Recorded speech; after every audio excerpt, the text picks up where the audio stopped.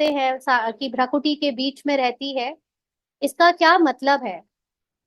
भ्रकुटी के बीच में यानी कि जब हम बुद्धि से बाबा को याद करते हैं या बुद्धि से एकाग्रता को बनाते हैं, तो हमको कहीं ना कहीं ऐसी एक जगह चाहिए जहां पर बुद्धि को टिका सके।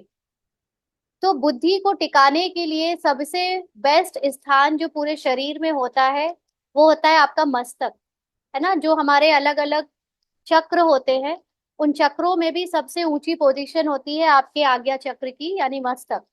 तो एकाग्रता के लिए हमको मस्तक के बीच में या बुद्धि को जब भी कहीं चीज पे किसी चीज पे एकाग्र करना है, तो हम भ्राकुटी के बीच में करते हैं। क्योंकि कोई भी नया जब मेडिटेशन सीखेगा, है ना, जो कि पूरी तरह से बॉडी कॉन्शियसनेस में है, अपने को शरीर समझकर पार्ट समझकर आया है मेडिटेशन सीखने, ये ज्ञान लेने, तो उसको आप ये कहो कि आत्मा जस्ट है, आप इस पर एकाग्र हो जाओ, तो वो तो लॉस्ट हो जाएगा कि ये क्या है, कैसे, कहाँ पर, कुछ तो बताओ किसी चीज को। क्योंकि अभी तक तो मेडिटेशन हमने यही समझा था कि किसी चीज को, बिंदु को देखना या किसी संकल्प में स्थित होना या किसी इष्ट देवी या देवता की फोटो को सामने लाना और उस पर एकाग्र होना। तो बेसिकली एकाग्रता के लिए भ्रकुटी के बीच में चमकता हुआ अजब सितारा, बाबा ऐसे कहता है कि आपको एकाग्र करने के लिए अपने मन बुद्धि के बीच में, सॉरी, मन बुद्धि द्वारा मस्तक के बीच में एकाग्र करो। तो वहां पर बाबा कहते हैं अकाल तख्त पर आत्मा बैठती है। तो ये कोई स्थान नहीं है। सबसे पहली बात तो ये क्लियर होना चाहिए कि आत्मा इज नॉट एन ऑब्जेक्ट। आत्मा की कोई फिजिकल आइडेंटिटी है ही नहीं। है ना, है क्या आत्मा की फिजिकल आइडेंटिटी? आत्मा तो जस्ट एक एनर्जी है। आप इसको क्या कहते हो? एनर्जी कहते हो ना।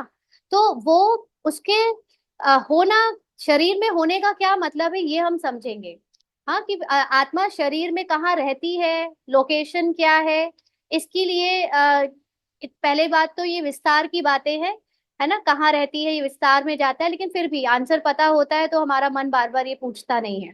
तो हम ये जो अभी ड्रामा की जो बात कर रहे हैं, पहले उसको कंप्लीट करके आगे बढ़ेंगे कि ड्रामा में जो भी जितनी भी सीन्स आते हैं, चाहे वो मेरे द्वारा एक्ट हो, चाहे वो दूसरों के द्वारा एक्ट हो, है ना, वो कैसे भी हो, हर तरह के सीन को आत्मा को बाबा के साथ बैठकर देखना है, साक्षी होकर।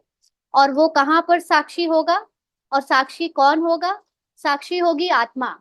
कोई फिजिकल आइडेंटिटी अगर साक्षी होना चाहेगी तो हो नहीं सकेगी। जैसे कल हमने डिस्कस किया था कि अगर माँ अपने बच्चे के काम को, बच्चे के एक्ट को देखकर साक्षी होना चाहे और कहे कि मैं फला की मम्मी साक्षी होकर बच्चे को देख रही हूँ, तो दैट इज नॉट पॉसिबल। क्योंकि माँ को अभी एक्टिंग में डूबा होना ही जरूरी है, क्योंकि माँ ड्रामा की आइडेंटिटी है।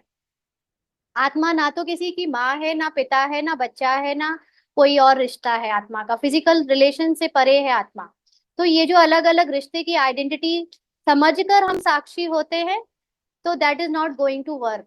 है ना, उस वो चीज साक्षी नहीं हो सकती।